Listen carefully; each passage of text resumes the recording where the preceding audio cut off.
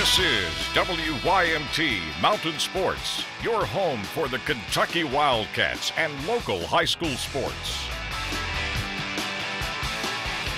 There is a lot of excitement around the Kentucky offense entering this season, and for good reason. But what about the defense? Jamie McCracken is in Lexington for the team's media day and has more about the new scheme being put into place by defensive coordinator DJ Elliott. Jamie?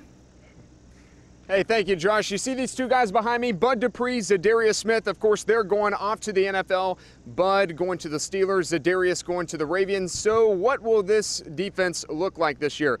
Well, a new defensive scheme, as you mentioned, is being implemented. It's the 4-3 or the 3-4 by DJ Elliott.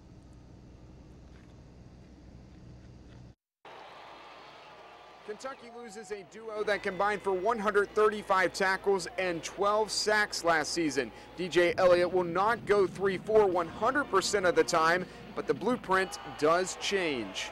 I would tell you that we're multiple. We're a multiple defense, okay? But one thing that I like about 3-4 schemes is that the offense doesn't know who the fourth rusher is. So if you think about it, in a 4-down scheme, there's 4 designed rushers. It's the 4 defensive linemen. But in a 3-4 scheme, somebody else is coming besides those 3 defensive linemen on any given down, and they don't necessarily know which one it is.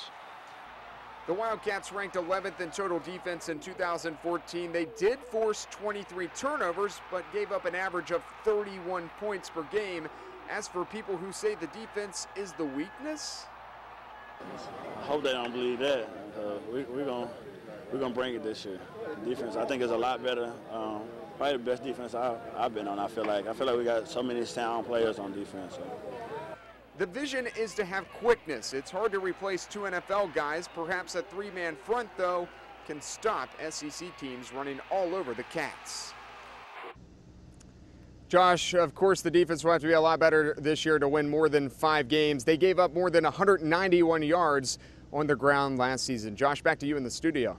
Thank you very much, Jamie. Well, on our next DQ Grill and Chill 40 teams in 20 days preview, we go to Floyd County for the Allen Central Rebels, where they will have to adjust to several changes this season. The 2015 season is all about change for the Allen Central Rebels, from growing a year older. With us being older, we're having to do some teaching, but it's not from foundation up, so we can take next steps and things like that with our offense and our defense, and we know the guys a little more. To moving from Class A to Class 2A. We're adding Peaburg, which adds another in-county game here. A lot of these guys have played in grade school, but we've never played in high school. The Rebels know moving up in class will not be easy, but are confident in their physical makeup.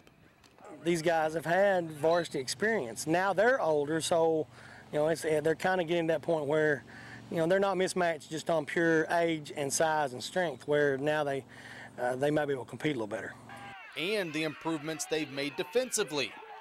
Definitely the conditioning. We've ran a lot more, and I feel like we've got more lungs than we did last year. Instead of going to first, second quarter, we're going to be able to last the whole game. Hoping these changes result in a change of success. Play as a team, try to stay healthy as a team, conditioning, everybody work as a team. We just need to work hard and play football. We have a lot to prove this year. We come off a down season last year, and we want to show people what we got and what Allen Central still is. We got to win ball games. We've been young. We got to get some wins on the board. We give up a couple last year, and we thought we should have got. We can't let those games buy us this year. A year older, a year stronger, a year better.